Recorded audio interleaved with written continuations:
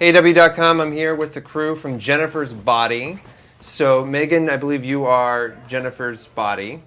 Yeah, just the body part. Just we hired someone else to do the face acting. What is your character? She's the captain of the flag team in a really small town.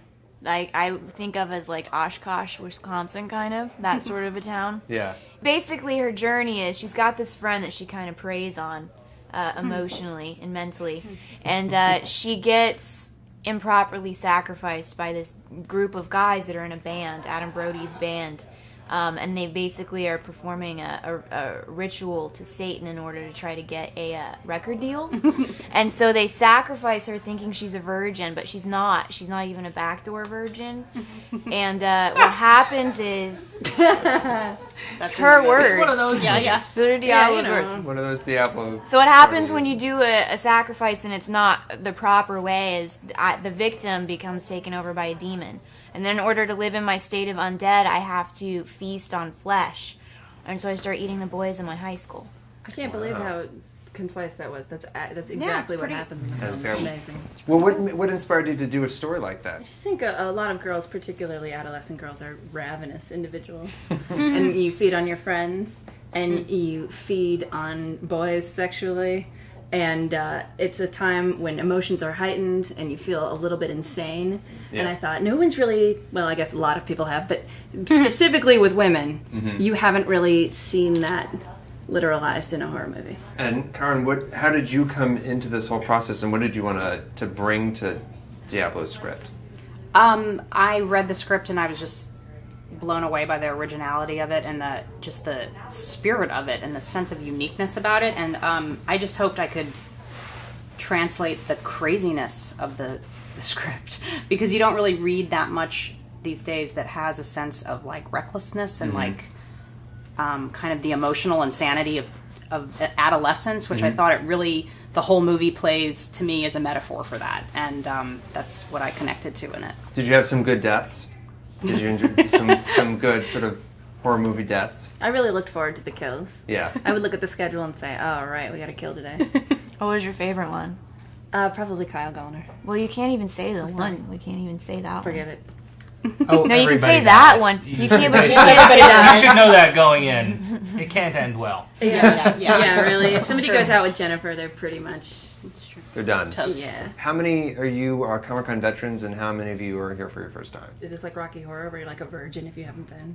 Yeah, pretty much. Oh, I see. So You're you worried haven't about them been? taking you out and doing something awful. Exactly. To you. Yeah, I don't this is your first want to time. be pulled into the crowd, because this is actually my first time. And that makes you nervous a little bit. A little bit. Have you been, Jason? This is my first time. I got here a couple hours ago. I just walked the floor. Yeah? I was Are you okay? prepared by the amount of people. I wasn't prepared for the smell. Yes. It gets right. It's strong. It's It pungent. definitely gets right. Costumes. It means the smell of excitement. It couldn't possibly be insulting people that could see the film. Well, when I just look forward over my career and I imagine the amount of my films that will appeal to the comic book crowd. Yeah, but this one's the one that's coming out in like a month. Yeah. Oh yeah, there's nothing that I could say that could harm this film. It's too good. That was good. Oh, those are strong words. Those are really strong words. Oh yeah, no, everyone else should be afraid of us. Oh, jeez, Louise. Wow. This is a PR nightmare. Well, he's not... Don't worry. I have a feeling that anything said at this end of the couch is not going to be used. So I think you girls are going to be fine. Done.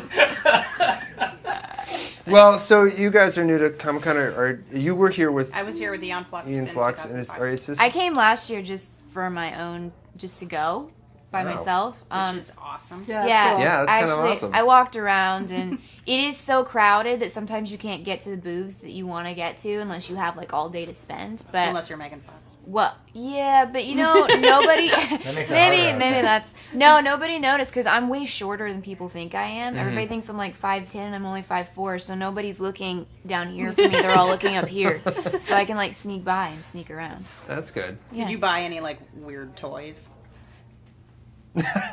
I mean, That felt very loaded. you know what I'm saying. No, I bought a Ninja You know. Turtles t-shirt and sweatshirt. That was as weird as I got. Is there anything that you'd want to dress up as if you were going to walk around? Like anything that you really geek out on?